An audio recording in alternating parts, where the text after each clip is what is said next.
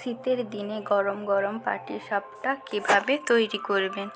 গরম গরম পাটিসাপটা তৈরি গেলে যে যে উপকরণ লাগবে, একটি পাত্রে 3 কাপ মতো ময়দা নিয়ে তাতে পরিমাণ মতো নুন দিয়ে ভালো করে মাখিয়ে নেবেন।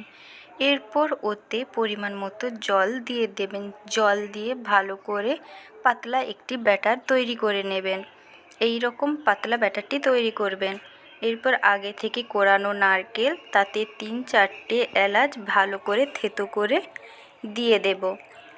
এলাচগুলি উপর থেকে ভালো করে ছড়িয়ে দেওয়ার পর পরিমাণ মতো চিনি দিয়ে দেব উপর থেকে ছড়িয়ে।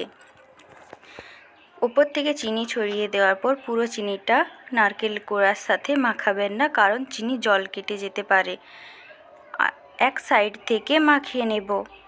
এই রকম এক সাইড থেকে চিনিটা মাখিয়ে নেব। এরপর গ্যাসে একটি ফ্রাইং প্যান দিয়ে তাতে তেল গরম করতে দিয়ে ব্যাটারটি দিয়ে গোল করে এই রকম রাউন্ড করে নেব। রাউন্ড করে একটি ঢাকনা দিয়ে দেব কিছুক্ষণের জন্য। 1-2 মিনিট মতো ঢাকনাটি দেওয়ার পর ঢাকনাটি খুলে ওপর থেকে নারকেল কোড়াটা দিয়ে দেব মাঝখান বরাবর। এরপর এপিঠ ওপিঠ ভালো করে মুড়ে নেব।